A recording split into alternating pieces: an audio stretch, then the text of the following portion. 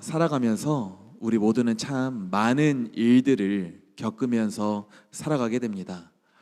전도서 3장 말씀을 보면은 우리가 울을 때도 있고요, 또 웃을 때도 있고, 또 슬플 때도 있고, 우리가 춤출 때도 있고, 또 무언가를 찾을 때가 있으면 잃을 때도 있고, 사랑할 때가 있으면 미워할 때도 있다고 합니다. 우리 성도님들께서 가장 최근에 울어 보셨을 때는 과연 언제이십니까? 내가 울었을 때, 아니면 내가 가장 최근에 웃었을 때, 가장 기쁨으로 가득 찼을 때, 아니면 가장 최근에 내가 열렬히 사랑했을 때, 그때는 언제이시고, 아니면 가장 최근에 누군가를 미워했을 때, 그때는 과연 언제십니까? 사랑과 관계에 대한 감성 에세이인 단 하루도 너를 사랑하지 않은 날이 없다 라는 책에서 저자는 이렇게 이야기를 합니다. 절대 원래라는 건 어디에도 없다. 사람은 그때그때 자기 자신이 놓인 상황에 따라 생각과 마음이 변하기 마련이다. 절대 그런 사람이란 것 없고 원래 그런 사람이란 것 없다. 당신이 그 사람에게 어떤 존재냐에 따라 상대적으로 달라지는 것이다. 생각해보면 정말 공감이 가시죠? 저나 여러분들은 매일매일 다릅니다. 그날의 상황에 따라 다르기도 하고 누구를 만나느냐에 따라 달라지기도 합니다. 표정이 달라지고요, 누구랑 밥 먹느냐에 따라서 그 밥을 먹을 때의 기분도 달라집니다. 저랑 먹으면 어떨 것 같으십니까? 아니면은 가장 친한 사람이랑, 가장 친한 친구랑 오랜만에 먹을 때는 그때의 기분은 어떠실 것 같으십니까? 그리고 또 교회에 있을 때의 우리 성도님들의 모습이 다르시고, 또 세상에 나가서 직장에 가서 살아갈 때의 모습이 또 그때마다 달라지시죠. 그리고 여러분들께서 어린 시절 자라면서부터 어떤 기억을 가지게 되었는지, 어떤 상황을 겪으며 자랐는지에 따라서 지금 우리가 살아가는 모습도 당연히 달라지게 됩니다. 아기가 태어나면서부터 겪었던 몇 년간의 기억은요, 자라면서 대다수 잊어버리게 되기는 하지만은 그래도 그 아이의 무의식에 남아서 전반적인 삶의 모습을 이루는데 큰 영향을 준다고 합니다. 부모가 세상이고요, 그리고 부모가 전부인 아이에게 만약 부모가 폭언을 하고 무관심을 준다면 아기는 마치 세상에게 버림받은 것만 같은 그런 고통의 기억으로 각인돼서 평생을 따라다니게 된다고 합니다. 만약에 부모가 아기 앞에서 서로 고성을 지르며 싸우고 아기를 방치한다면 어떨까요? 아기가 처음에는 응애 엉엉 운다고 이야기를 합니다.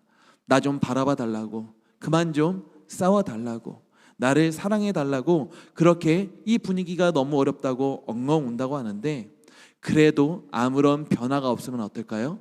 이제는 그때는 아이가 아무런 반응을 보이지 않고 지쳐서 포기하게 된다고 합니다.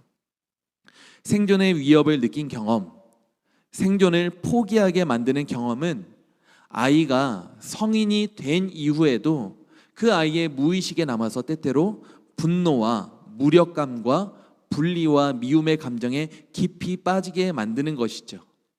이명수 심리기획자는 고통과 트라우마에는 유통기한이 없다고 말합니다. 시간이 흐른다고 해서 상처가 결코 저절로 사라지지 않는다는 거예요. 사람은 과거에 겪었던 상처와 결핍, 고통 속에서 나를 어떻게든 버티고 살아남게 했던 방식을 몸으로 기억한다고 해요. 그리고 내가 지금 살아가면서 어떤 위기와 관계를 만나게 됐을 때 그 기억과 방식이 나도 모르는 사이에 반복되게 되는데 이를 또 재연출 현상이라고 부른다고 합니다.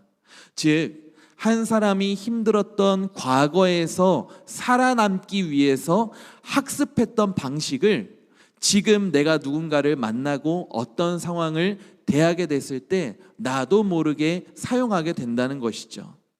예를 들면 혼나지 않기 위해서 침묵했었고, 그리고 사랑받기 위해 누군가의 눈치를 본 적이 있고, 상처받지 않으려고 먼저 거리를 둔 적이 있다면 다른 사람을 대할 때 그 삶과 관계의 모습이 지금 내가 하는 말과 행동 가운데서 무의식 가운데 드러나게 나타나게 된다는 거예요.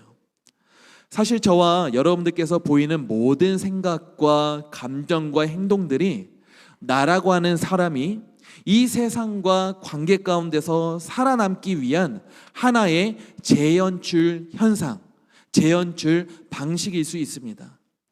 그리고 그런 내 자신의 모습을 보면서 누군가는 나는 왜 이럴까? 내 삶은 도대체 왜 이러지? 나는 왜 더 잘 못하지? 자책하기도 하고 절망하기도 하고 포기하기도 합니다. 그런데 주님께서는 오늘 말씀을 보면은 어떻게 하십니까? 주님은 길가와 같은 사람에게, 돌밭 같은 사람에게, 가시덤불 같은 사람에게 찾아와 주신다고 합니다. 오늘 말씀은 씨 뿌리는 자의 비유입니다. 씨 뿌리는 자의 비유를 모두 잘 알고 계시죠?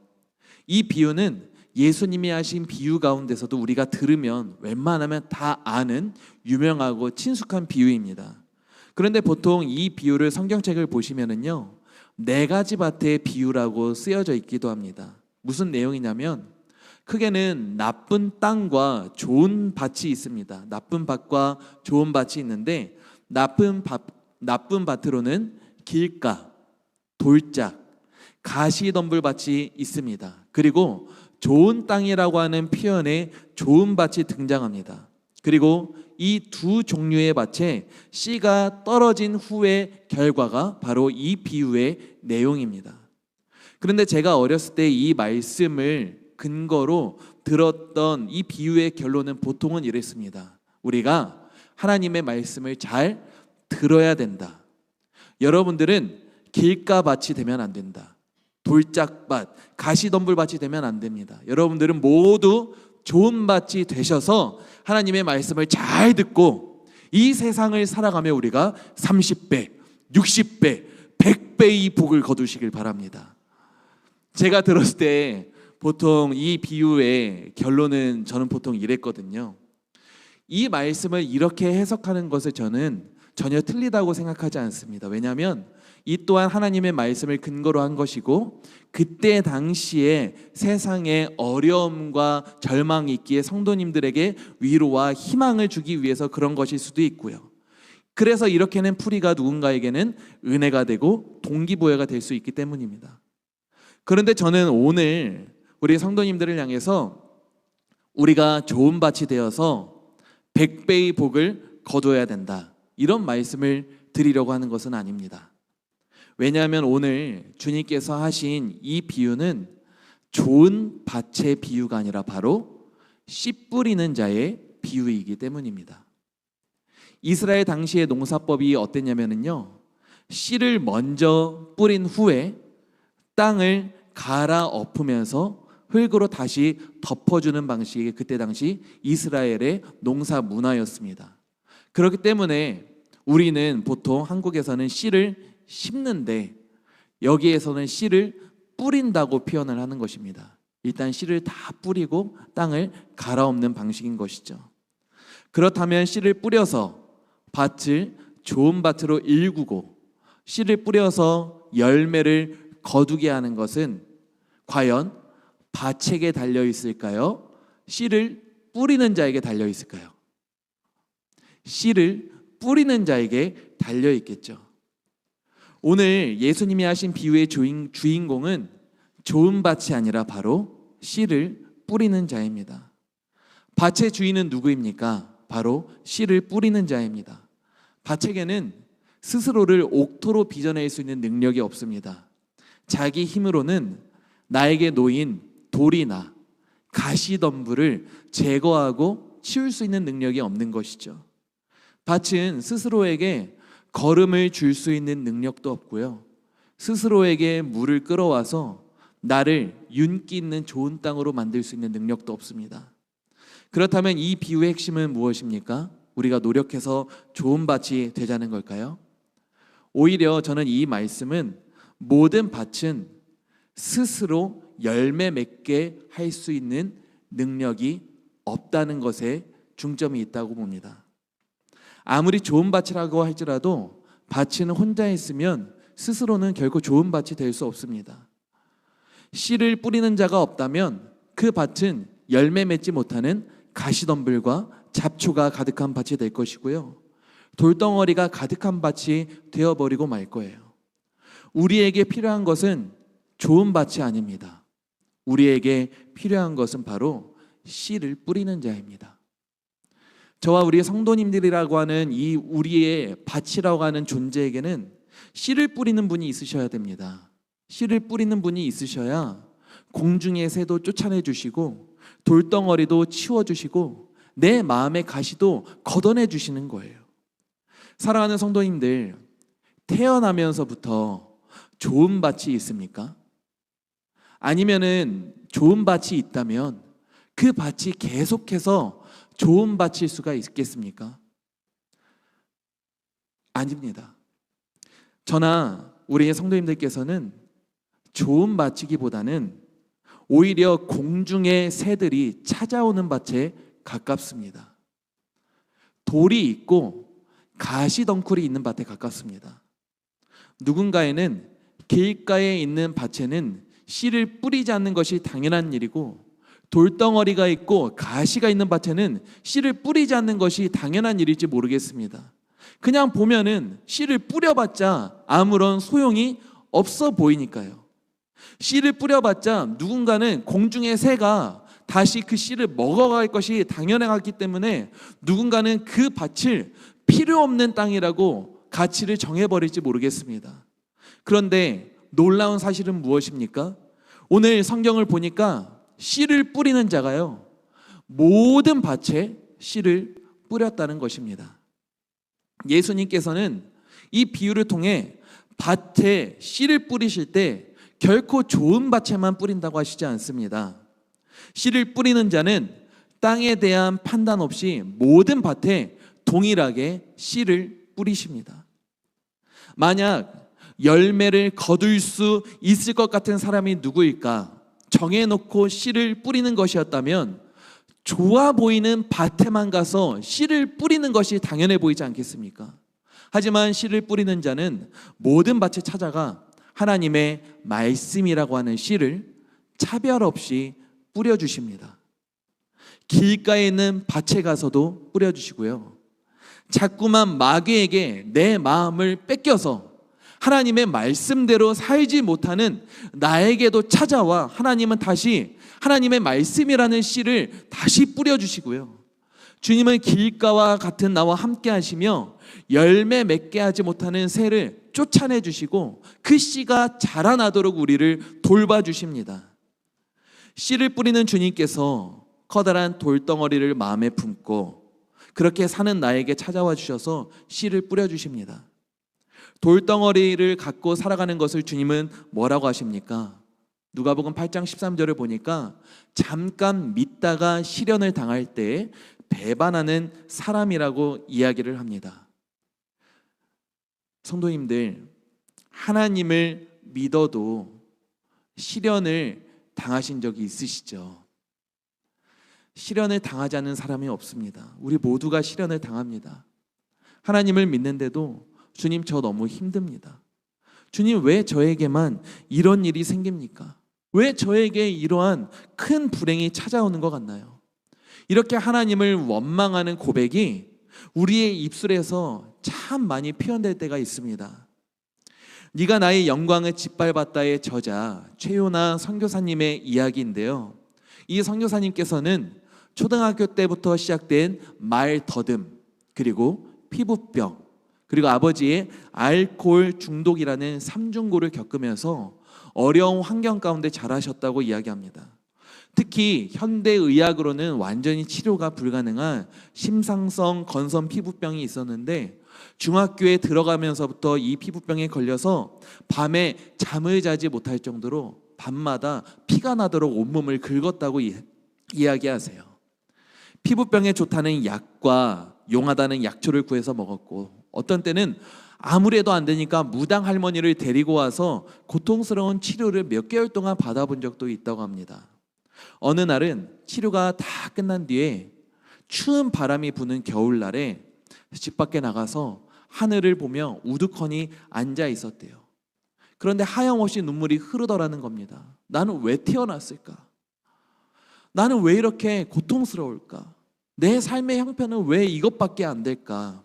세상에 버려진 고아와 같은 고독감이 휘몰아쳤고, 이렇게 태어나도록 한 부모님에 대한 원망과 저주가 가슴에 사무쳤다고 하는데, 이때 선교사님이 한 가지 결심을 내립니다. 바로 나는 대학교에 입학하면 그냥 자살할 거야. 이런 결심을 했다고 합니다.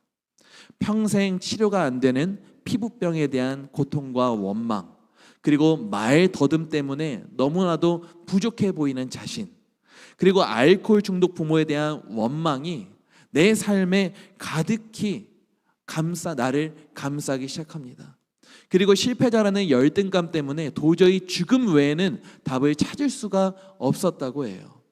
그러다가 친구를 따라서 교회 MT를 여수에 있는 애양원이라는 곳으로 가게 됐는데, 거기에서 어떤 분들을 보게 되냐면 한센병으로 눈도 없고 손도 없으신 분들을 보게 됩니다.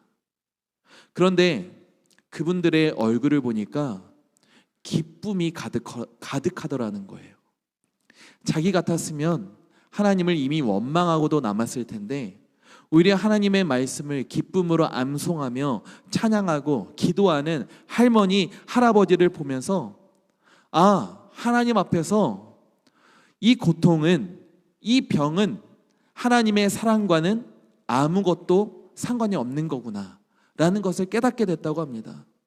이전까지 선교사님은 그 병을 가지고 살아가며 하나님을 참 많이 원망했었다고 해요.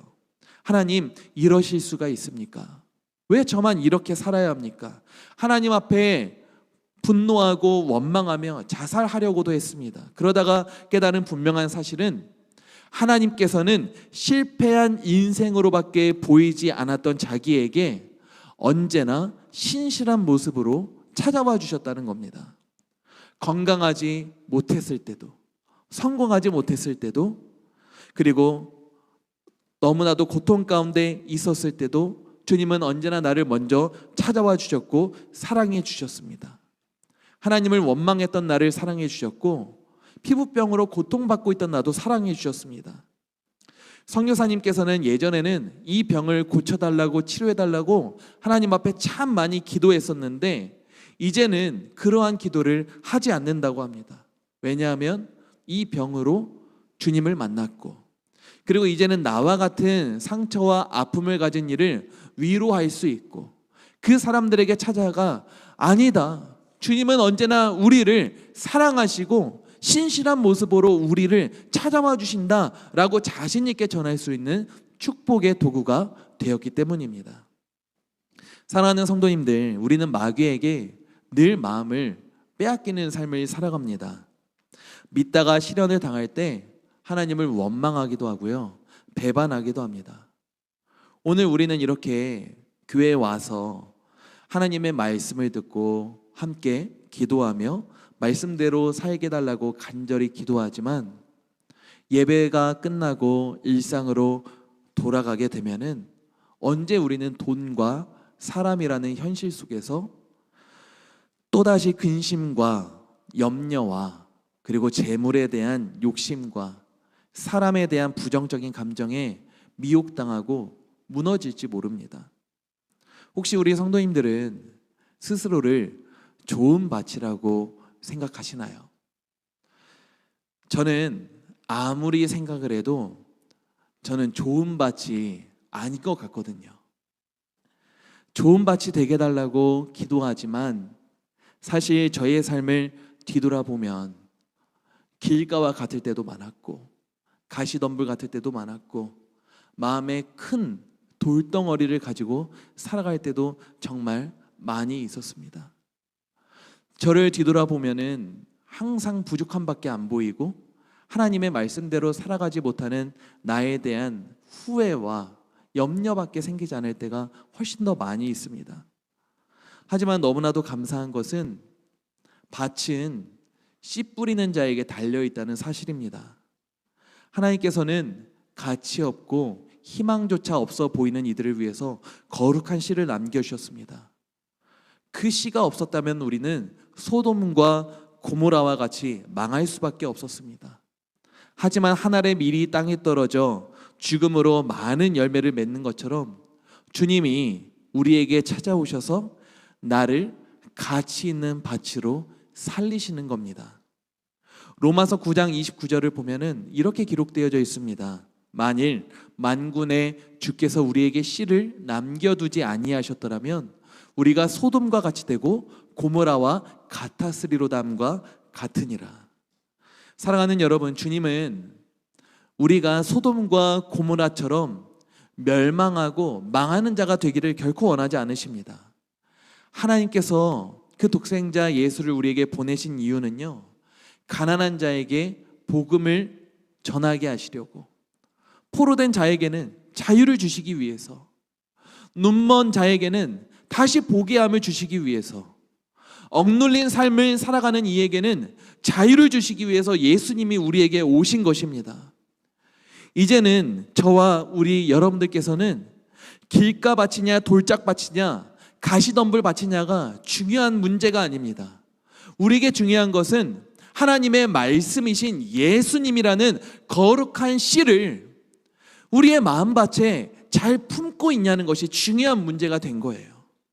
때때로 우리의 마음이 길가 같을 때도 있고 돌밭 같을 때도 있고 가시덤불 같을 때도 있겠지만 모든 상황 가운데서 주님을 어떻게든 내 마음에 잘 품으려고 하는 겁니다.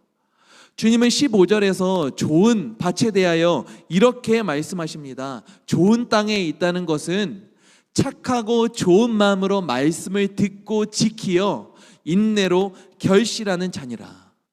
좋은 땅이 무엇입니까? 바로 착하고 좋은 마음으로 말씀을 듣고 지키는 것이 좋은 땅이라고 주님께서는 말씀하십니다. 말씀이신 우리 주님을 내 마음에 잘 지켜서 어떻게든 열매와 결실을 맺기 위해서 견디고 또 견디고 또 견디는 것이 좋은 땅이라고 말씀하시는 거예요. 우리는 그동안 오늘 말씀을 듣고 네 가지 종류로 사람을 구분지어 왔을지 모릅니다. 다른 일을 향하여서는 아유, 저 사람은 길가 밭이네, 좋은 밭이 아니네, 정죄했을지 모르고요. 다른 사람이 나를 향하여서는 좋은 밭이 되기 위해서 좀 노력 좀 하라고 정죄했을지 모르고, 스스로를 향하여서는 나는 돌밭이고 나는 가시밭이야라고 자책했을지 모릅니다. 하지만 주님께서는 요한복음 15장 16절에서 너희가 나를 택한 것이 아니고 내가 너희를 택했다고 말씀하십니다. 함께 읽어볼까요? 너희가 나를 택한 것이 아니요 내가 너희를 택하여 세웠나니. 그렇다면 하나님은 어떤 사람들을 택하셨을까요? 고린도전서 1장 27절에서 28절 말씀을 보면은 하나님은 세상에 어리석은 사람들을 택하셨고요, 세상에 약한 사람들을 택하셨고요, 또 세상에서 비천하고 멸시받는 사람들을 택하셨고요, 세상에서 아무것도 아닌 사람들을 주님은 선택하셨습니다. 주님께서는 좋은 밭을, 좋은 사람을 선별해서 씨를 뿌려주신 것이 아닙니다. 주님은 약한 사람, 어리석은 사람, 비천한 사람, 멸시받는 사람, 아무것도 아닌 사람처럼 보이는 사람에게 주님은 찾아오셔서 하나님의 말씀이신 예수 그리스도라는 씨를 뿌려주시는 거예요. 죄 많은 나를 동일하게 대해주시고 나에게 동일한 사랑의 말씀을 주십니다. 그리고 우리의 마음 안에 있던 돌덩어리를 우리 주님은 치워주시고요, 내 안에 상처로 남았던 가시덤불 밭을 우리 주님은 손수 걷어내 주시고 치워내 주시는 거예요. 사랑하는 성도님들, 좋은 밭이 있습니까? 좋은 밭은 없습니다. 그렇다면 좋은 밭은 무엇입니까? 바로 주님을 만난 밭이 좋은 밭인 거예요. 바로 연약한 나에게 찾아오신 주님을 누구보다 귀하게 섬기고 사랑하는 이가 바로 좋은 밭인 것입니다. 주님은 연약하고 멸시당하고 비천당하는 자에게 찾아와 주셔서 우리의 가시를, 우리의 돌을 다 손수 지시고 죽음에 이르신 분이 바로 주님이시지 않습니까? 우리의 고통과 트라우마를 주님이 대신 지시고 하나님의 사랑이라는 말씀이 심겨지면은 어느새 나를 행복하지 못하게 만들었던 그림자는 다 물러나고 하나님의 사랑만이 우리에게 남아있는 것입니다. 그래서 하나님의 말씀을 품고 사는 사람은 내 밭이 좋은 밭이 아니어도 언제나 행복한 거예요. 내 안에 예수님이 나와 늘 함께 하시며 내가 좋은 열매를 맺을 수 있도록 함께 걸어가시고 우리를 지켜주시고 보호해 주시고 다시 우리에게 하나님의 사랑을 말씀해 주시기 때문입니다. 제가 처음에 말씀드렸죠. 우리는 과거에 흔히 기도할 때 하나님을 향하여서 30배, 60배, 100배의 복을 거두게 달라고 기도한다고. 그런데 씨앗이요 30배, 60배, 100배를 거두게 되는 것은 기적이 아닙니다. 씨앗이 한번 심겨지면 당연히 100배 이상의 복을 거두게 되는 거예요. 원래 씨앗은 죽으면 그렇게 열매를 맺는 것입니다. 그 열매는 우리가 이 땅에서 잘 먹고 잘 사는 성공을 의미하지 않습니다. 그 열매는 주님이 우리에게 주신 사랑을 소중히 품고 그 사랑을 전하며 살아가는 것입니다. 하나님의 사랑으로 한 사람의 생명이 너무도 귀해서 견딜 수가 없는 것, 그것이 우리가 맺어야 할 열매의 모습인 거예요. 주님께서는 이 땅에 오실 때 완벽한 하나님이자 완전한 인간으로 오셨죠. 그때 당시에 신이 인간의 모습으로 오는 것은 이상한 것이 아니었습니다. 그런데 신이 종의 형체로 오는 것은 우리 기독교밖에 없었습니다. 하나님이 종의 형체로 오신 것. 그렇다면 왜 우리 예수 그리스도께서 가장 낮은 자, 종의 형체로 이 땅에 오셨을까요? 가장 낮은 자로 오셔야 모든 사람을 섬길 수 있기 때문입니다. 이것이 모든 사람을 향한 주님의 사랑인 거예요. 나보다 더 낮은 자로 오셔서 나를 섬겨주신 것. 사랑하는 성도님들, 그렇게까지 나를 사랑하신 우리 주님을 잘 섬기고 모시기 바랍니다. 하나님의 말씀을 잘 지켜내시고요. 하나님의 말씀을 순종하려고 잘 애쓰시기 바랍니다. 그러면 우리는 나에게 오신 주님으로 마땅히 당연하게도 30배, 60배, 100배의 열매를 거두게 되는 거예요. 주님을 더욱 사랑하게 되고 주님의 자녀인 옆에 있는 지체들을 귀하게 여길 수 있게 되고요. 또 주님이 가장 낮은 자를 나를 섬겨주셨으니 우리도 연약한 자를 주님의 마음으로 섬길 수 있게 되는 것입니다. 내 안에 계신 주님을 잘 섬김으로 사랑의 열매를 마땅히 거두는 주님의 좋은 밭이 되시기를 간절히 축복합니다. 올해 우리 교회의 표어가 무엇인가요? 대단하십니다. 사람을 살리는 제자가 올해 우리가 함께 지향하고 있는 우리의 목적이고 우리의 비전이죠.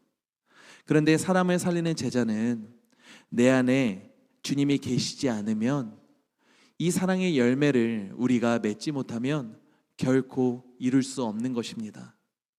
저와 우리 성도님들께서 나에게 찾아오신 우리 주님과 이 믿음의 길을 한 걸음 한 걸음 나아갈 수 있기를 간절히 소망합니다. 그래서 사람을 살릴 수 있는 좋은 열매를 거두는 제자가 가득한 우리 교회가 되기를 주의 이름으로 간절히 기도하고 축복합니다.